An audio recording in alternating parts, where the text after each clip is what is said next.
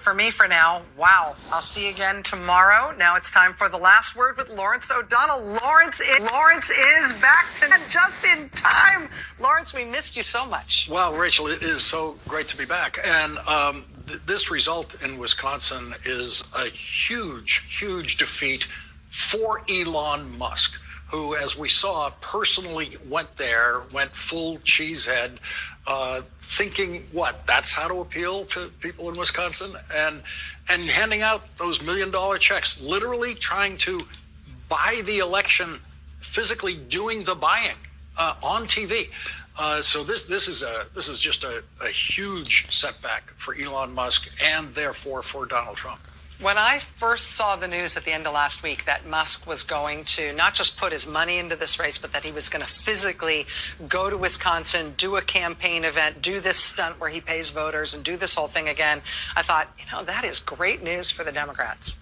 Because there are few people in American public life who are as underwater in terms of the way the American public views them as Elon Musk is. But seeing the way that Mr. Musk behaved in Wisconsin, seeing the way that MAGA media portrayed this as something that was actually going to help that candidate there, I started to wonder, maybe I'm looking at the wrong polls. Maybe they're seeing something else that I'm not seeing. Maybe Elon Musk is going to help this guy. But this is to have this margin within less than an hour to have this call within less than an hour of polls closing with the kind of margin it looks like it's going to end up there in Wisconsin. This is just a kick in the proverbial teeth to the White House and to Mr. Musk. I had certainly been told not to expect a call before 11 p.m. And therefore write as much TV show as you want because, you're not going to have the breaking news moment. And it turns out I didn't. You did.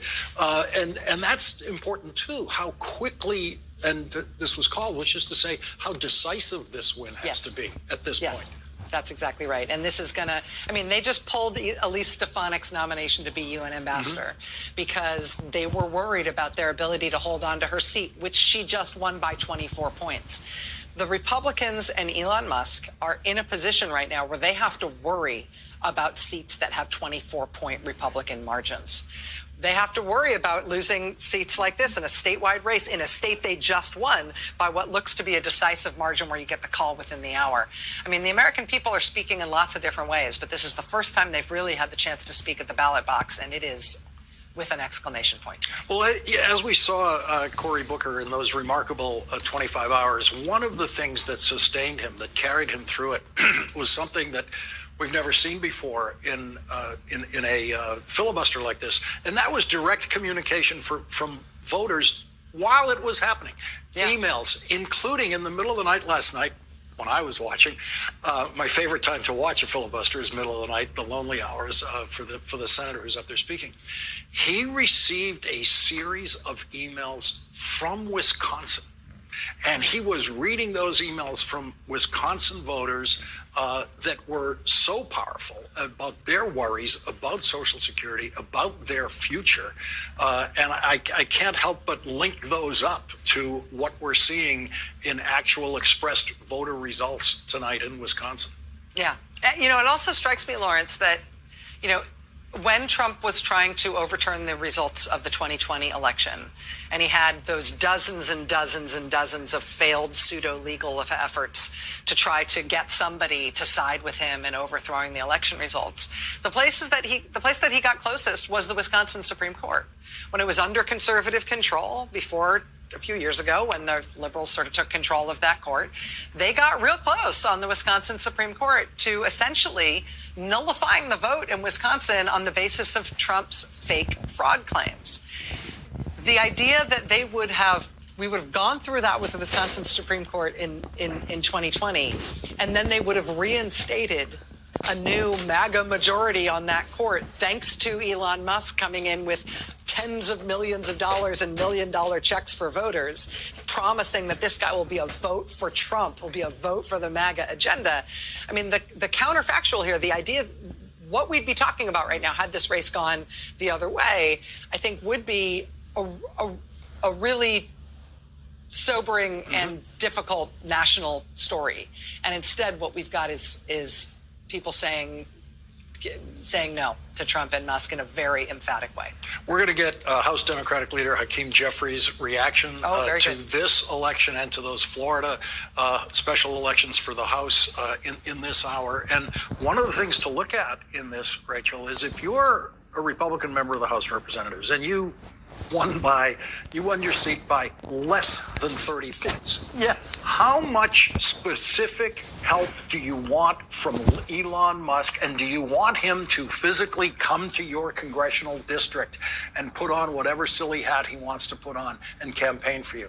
And I would say yesterday the answer was probably yes from every Republican in the House. What's the answer tomorrow? Yeah, good point. Yeah, we'll see what those margins end up being in Florida compared to when Waltz was running and when Gates was running in November. But yeah, if we're now talking about their margin of safety is like a 20-point margin, that's going to change everybody's jobs.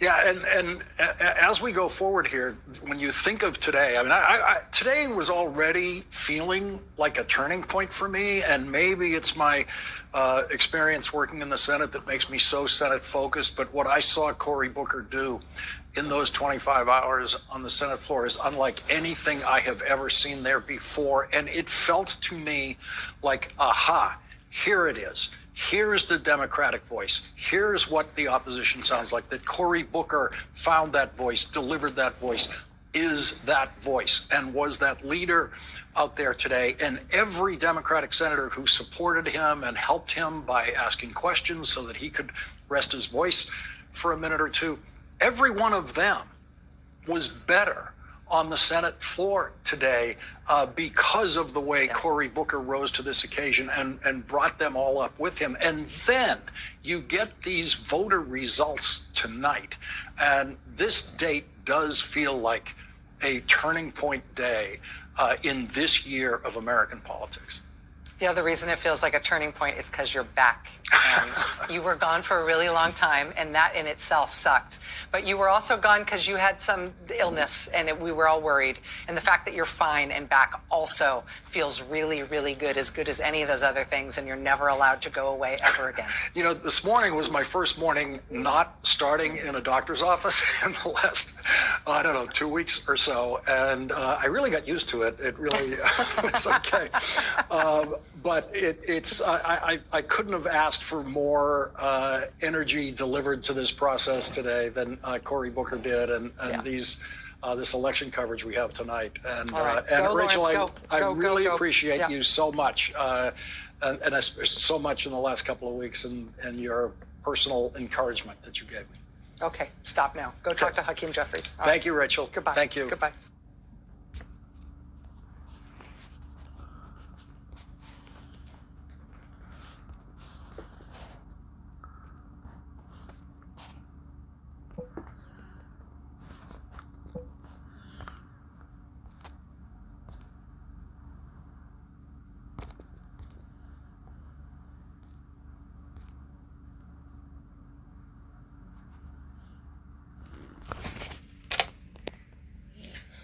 Ladies and gentlemen, that was an astonishing win, and I'm very proud of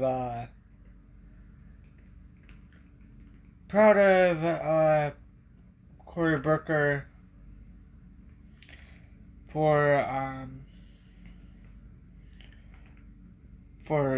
doing what he did tonight on the floor and actually standing up for what's right and not backing down to these right-winger idiotic douchebags. I also want to say, poor Elon, you must feel like a fucking fool. You don't deserve to be in Tesla or even with Tesla.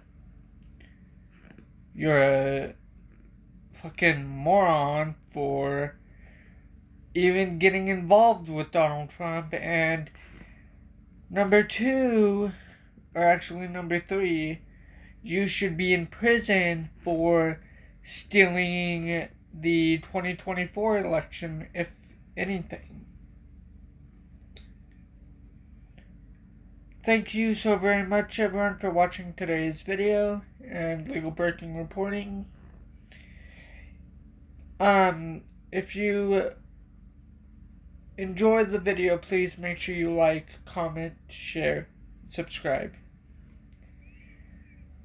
If you want to make sure that you never miss a brand new legal breaking reporting, please hit the bell icon. That is right next to the subscribe button below on the right hand side. It does not cost anything.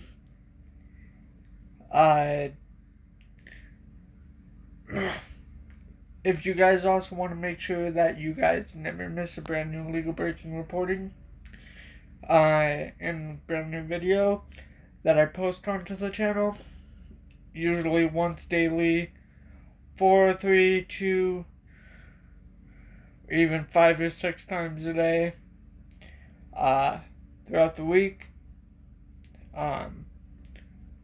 please do feel free to as well, like I said, hit the subscribe button as well as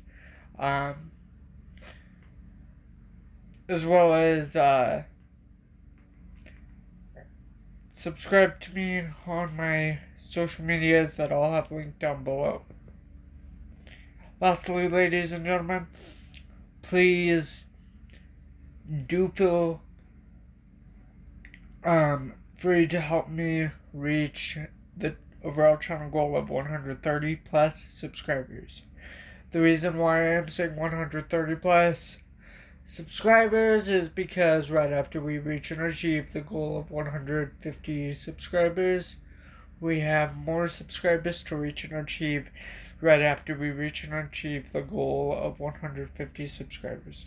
Thank you so very much, everybody, for watching, and until my next reporting, please stay safe, stay positive, and know that justice will prevail despite Donald Trump and his illegal administration's illegal and unconstitutional efforts and behaviors and unconstitutional actions.